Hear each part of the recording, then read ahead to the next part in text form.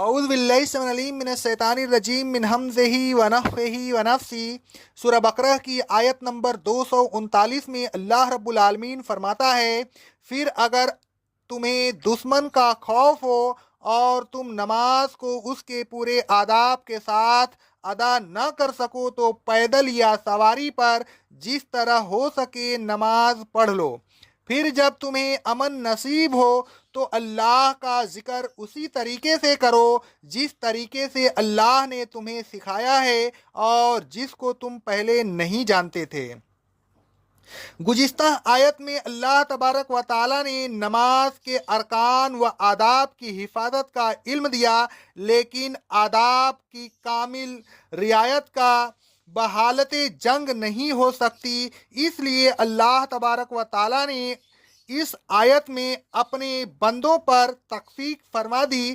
اللہ تبارک و تعالیٰ نے فرمایا، فرجالن اور رکبانن، پیدل یا سواری پر جس طرح ہو سکے نماز پڑھ لو۔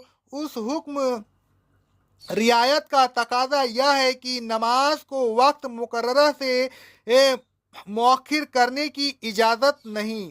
نماز کو ہر حال میں اس کے وقت پر پڑھنا ضروری ہے، خضوع و خشوع ہو یا نہ ہو، صحیح طریقے سے ارکان کی ادائیگی ہو یا نہ ہو، جماعت سے نماز پڑھ سکو یا نہ پڑھ سکو، غرض یہ کہ کچھ بھی ہو، نماز کو ہر حالت میں اس کے وقت پر پڑھنا ہوگا۔ گویا نماز کے تمام متعلقات میں سب سے زیادہ ضروری اور اہم نماز کا وقت کسی حالت میں نہ ٹلنا چاہیے، خواہ حالت کیسے ہی ناسازگار ہو، زنگ کیوں نہ ہو، حتیٰ کہ نماز کے شرائط بھی اگر پورے نہ ہوں تو ہر حالت میں نماز وقت پر ہی پڑھنی ہوگی۔ حضرت عمران رضی اللہ تعالیٰ عنہ فرماتے ہیں، صحیح بخاری کی حدیث ہے، ہم رسول اللہ صلی اللہ علیہ وسلم کے ساتھ ایک سفر میں تھے۔ آپ صلی اللہ علیہ وسلم نے لوگوں کو نماز پڑھائی۔ جب آپ نے نماز پڑھ کر منہ پھیرا تو کیا دیکھتے ہیں کہ ایک شخص علیحدہ بیٹھا ہوا ہے، اس نے جماعت کے ساتھ نماز نہیں پڑھی۔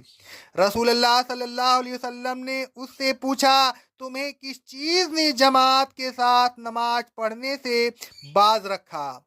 اس نے کہا، میں جنابت سے تھا اور نہانے کے لیے پانی نہیں تھا۔ رسول اللہ صلی اللہ علیہ وسلم نے فرمایا، تم پر مٹی سے تیمم کرنا ضروری ہے، تیمم تمہارے لیے کافی ہے۔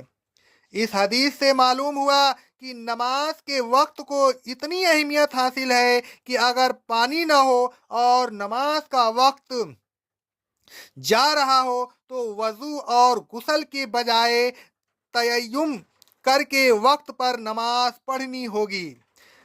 تیمم کا حکم پانی کی عدم موجودگی میں تندرست کو اور بیمار کی حالت میں بیمار کو اسی تقاضے کو پورا کرتا ہے۔ نہ تندرست کو پانی کا انتظار کرنا چاہیے اور نہ بیمار کو شفا یاب ہونے کا، بلکہ جس طرح ممکن ہو اللہ تبارک و تعالیٰ کی طرف سے ملی ہوئی رعایت کی روشنی میں نماز کو اس کے وقت پر پڑھ لینا چاہیے۔ نماز کے اوقات اور نماز خوف پڑھنے کی دوسری صورتوں کی تفصیل ہم انشاءاللہ بترتیب سورہ نساء کی آیت نمبر 103 اور آیت نمبر 102 کی تفسیر میں بیان کریں گے۔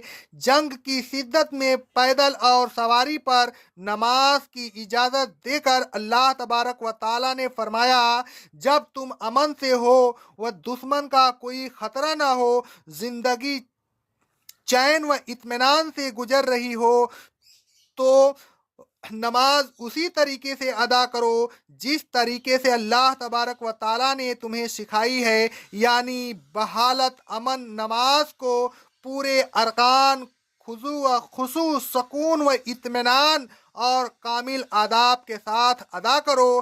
اے ایمان والوں، یہ وہ طریقہ ہے جس کو تم پہلے نہیں جانتے تھے۔ یہ اللہ تبارک و تعالیٰ کا احسان ہے کہ اس نے نماز کا طریقہ سکھا دیا اور ایک خاص طریقہ مقرر کر کے تم کو اختلاف و افتراق سے بچا لیا۔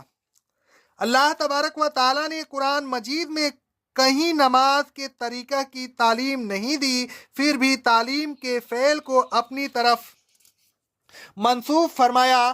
نماز کا یہ طریقہ جو اللہ تبارک و تعالیٰ نے سکھایا احادیث میں ملتا ہے، اور کیونکہ نماز کا طریقہ اللہ تبارک و تعالیٰ نے سکھایا ہے، لہذا احادیث میں جو طریقہ دیا ہوا ہے وہ سب من جانب اللہ تبارک و تعالیٰ۔ اس آیت سے یہ بھی معلوم ہوا کہ اللہ تبارک و تعالیٰ کے احکام صرف قرآن مجید ہی کے ذریعہ نازل نہیں ہوتے تھے، بلکہ اور طریقے سے بھی نازل ہوتے تھے۔ اسی طریقہ کو حدیث کہتے ہیں۔ گویا حدیث بھی من جانب اللہ وہی ہے اور منزل من اللہ ہے۔ اللہ تبارک و تعالیٰ نے نماز کو فرض کیا اور آیت زیر تفسیر میں اس طریقے کو بھی فرض کر دیا، لہذا وہ طریقہ جس طریقے سے رسول اللہ صلی اللہ علیہ وسلم نے نماز ادا کی سب کا سب فرض ہے۔ اسی لیے رسول اللہ صلی اللہ علیہ وسلم نے فرمایا، صحیح بخاری کی حدیث ہے، نماز اسی طریقے سے پڑھو جس طریقے سے تم نے مجھے نماز پڑھتے ہوئے دیکھا ہے۔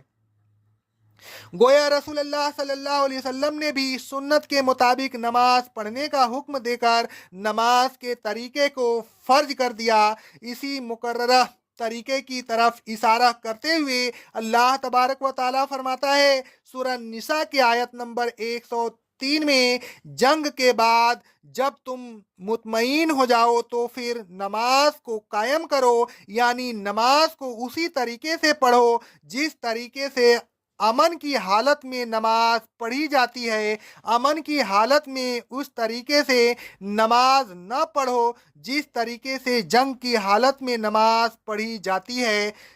الغرض نماز کا طریقہ جو رسول اللہ صلی اللہ علیہ وسلم کے احکام اور سنن سے ثابت ہے، فرض ہے۔ جو شخص بھی رسول اللہ صلی اللہ علیہ وسلم کی سنت کے مطابق نماز نہیں پڑھتا، اس کی نماز ہی نہیں اس کے لیے، اس لیے کہ وہ اللہ تبارک و تعالیٰ کے سکھائے ہوئے طریقے کے مطابق نہیں۔ اب ہم نماز پڑھنے کا طریقہ بیان کریں گے انشاءاللہ اگلی قسط میں۔ اللہ تبارک و تعالیٰ ہمیں نبی کریم صلی اللہ علیہ وسلم کے طریقے پہ نماز پڑھنے کی توفیق عطا فرمائے۔ اقول قولی ھذا استغفر اللہ استغفر اللہ استغفر اللہ۔